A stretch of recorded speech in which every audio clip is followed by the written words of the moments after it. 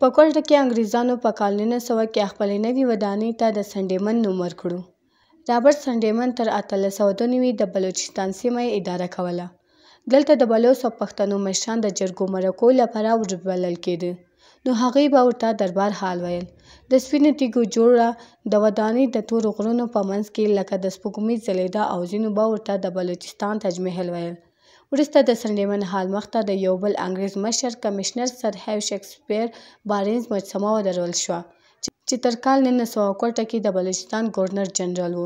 د سنډیمن په نوم جوړ شوي ځینې نور یادګارونه د بلوچستان د تاریخ برخه وو.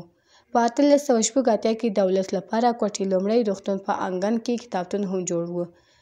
د دې مخه لوی لارې ته او ورسره د رابرټ سنډیمن مجسمه وه. د 1945 په زلزله کې د بلوچستان تاج محل رنګ شو او بیرته د رغولو نه و. د سنډیمن کتابتون ته زیان ورسېدو او دا بیرته جوړ شو. هلته د 100,000 نه زیات کتابونه پراته وو او د غړیتوب فیسې 15 روپۍ د میاشتې وو چې یو کارت به یې ورکاوه.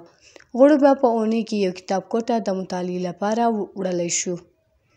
د زده کوونکو لپاره به فیس نه و او د اخبار لوستل هم وړیا وو.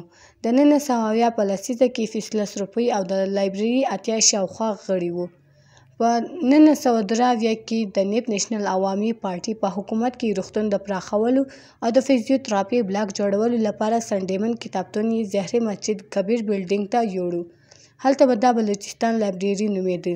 په 1986 کې دغه کتابتون د میونسپل کارپوریشن ښاروالۍ دفتر ته یوړل شو.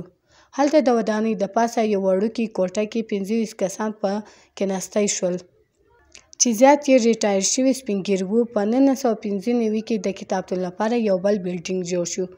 پخواني کتابونه یې نوي ته نقل کړل چې ډېر یې ورک شول.